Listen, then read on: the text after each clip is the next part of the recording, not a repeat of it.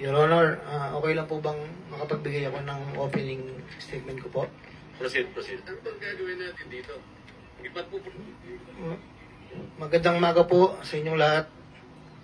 Tinatanggap ko po na ako po ay hindi nakasagot sa maraming tanong mga nakakaraang huling araw upang maproteksyonan ang institusyon na aking minahal sa loob ng 30 taon. Subalit, itong mga nakang araw, ako po ay nakapag-isip-isip na tumulong na lamang po sa investigasyon na to para po sa bayan. Narito po ako sa harapan nyo ngayon upang tumulong ng buong puso abot ng aking makakaya upang makapagbigay linaw sa katanungan sa investigasyon ito. Naintindihan ko po na hindi lang mainit ang isyong aking kinakaharap sa kasalukuyan. Mararamin po ang galit sa aming mga kasama sa DPWH dahil sa mga nabanggit na mga sinasabing katiwala sa aming ahensya. Hindi ko na po titingnan to.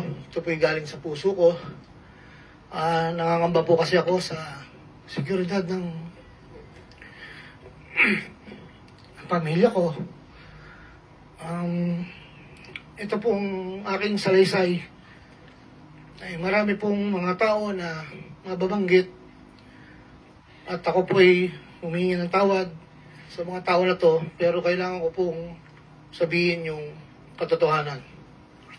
Hinihiling ko lang po sa ating buting chairman at sa ating Secretary Justice po na maproteksyonan po yung pamilya ko. Medyo napakabigat po ng mga babanggitin ko rito. At ito po ay malalaman po natin ngayong umaga. At ako po ay in good faith sa lahat po ng mga senador nandito, sa ating sekretary at sa mga nandito po lahat. Isimulan ko na po ang aking inandang salaysay. Pero, Bago lang yan?